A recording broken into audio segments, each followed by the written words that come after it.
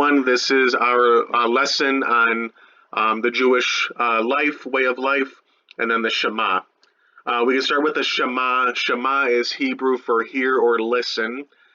Basically, it's the declaration of the Jewish monotheistic faith, that they believe in one God, and this one God is an absolute single unity.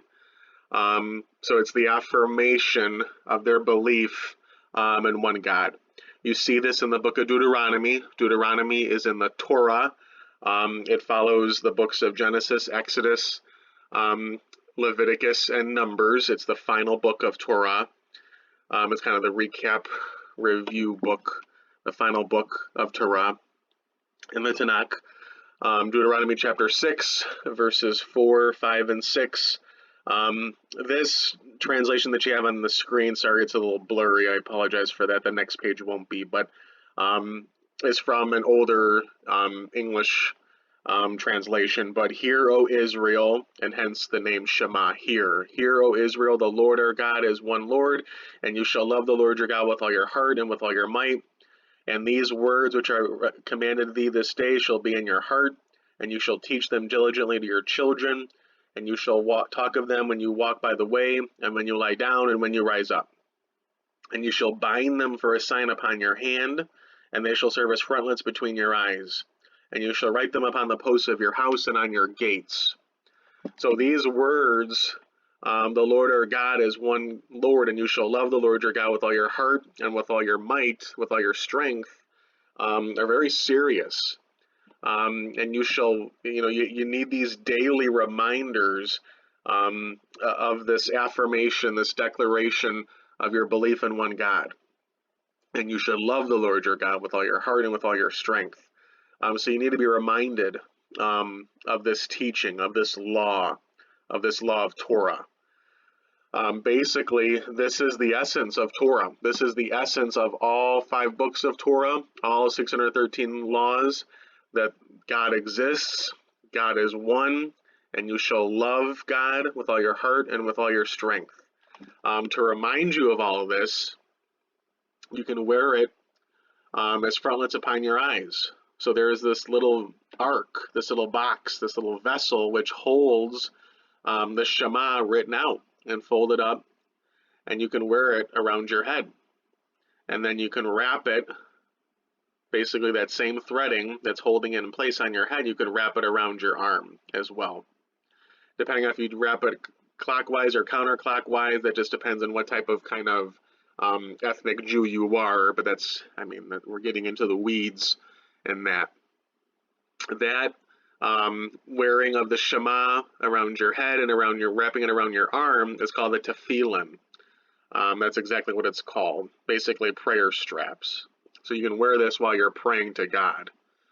So the words of the Shema are literally, you're wearing them. It's on you. And then that last portion, and thou shalt write them upon the posts of your house and on your gates, that's the mezuzah. So you literally have a little post that you can place by the front door of your house or your office. Most are on the inside of the home, though it can be on the outside. So you have this doorpost, mezuzah, with the words of the Shema written. So it's another powerful, visible reminder, conscious, deliberate reminder of when you're entering the home and when you're leaving the home. Hey, boom, there it is. There's the Shema. So let me love God in all that I do in my life, in my relationships with others. And then the Jewish life, just some things to be mindful of with circumcision in Judaism. When a newborn boy at 8 days old goes to the temple to be circumcised by a moil, you don't need to know that term, but they're given a special Hebrew name, a name that will be enunciated at their bar mitzvah and their marriage. The bar mitzvah we'll get to in a second. Of course, there is no female circumcision, of course, absolutely not. They're given their Hebrew name on the first synagogue service, on that first Sabbath after they're born. I'll get to the Sabbath in a second here as well. The boy becomes a man in his bar mitzvah at the age of 13. The girl becomes a woman at her bat mitzvah at the age of 12. So they're no longer boys and girls. They are now men and women, full adults, fully recognized as adults in the temple synagogue community, and thus responsible, ethically, morally responsible, and have religious duties as adults outlined in the Torah and the Talmud as, interpreted by that religious community. Orthodox men, there is the expectation to pray 3 times a day. You normally don't really see that in Orthodox Judaism, though. The Sabbath, or Shabbat, the day of rest, the holy day of the week, in Judaism, does begin at sunset on Friday evening and ends at nightfall on Saturday evening. So it's still a full day, but not, midnight to 11:59, not midnight 12 a.m. to 11:59 p.m. It's the day is defined in an agricultural, agrarian sense, as it has been for millennia within the Jewish community. So again, the day of rest, Shabbat, is sunset Friday evening to nightfall Saturday evening. And that's when Jews will visit the temple. They'll visit the synagogue. There is candle lighting at the home. The family can go to the synagogue together. In Orthodox Judaism, the man can represent the whole family as well. If the family does go with the wife and the children, there is a full separation of the sexes in the Orthodox synagogues.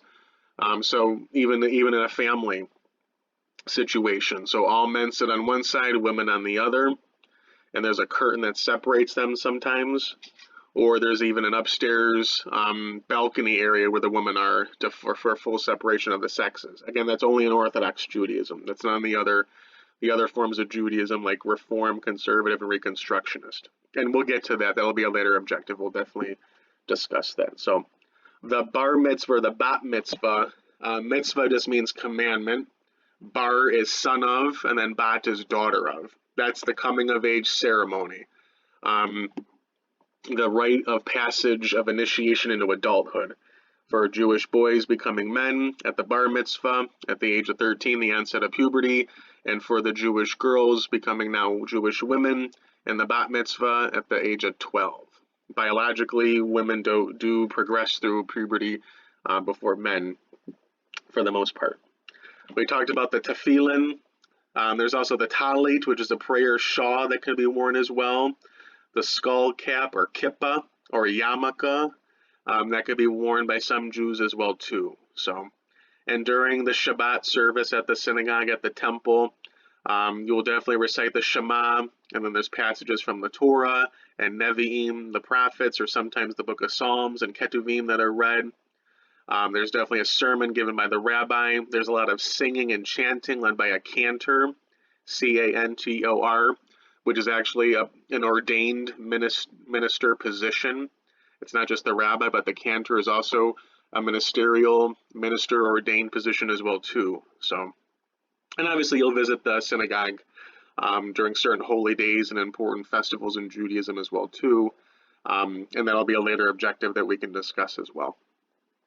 All right, everybody, have a great day.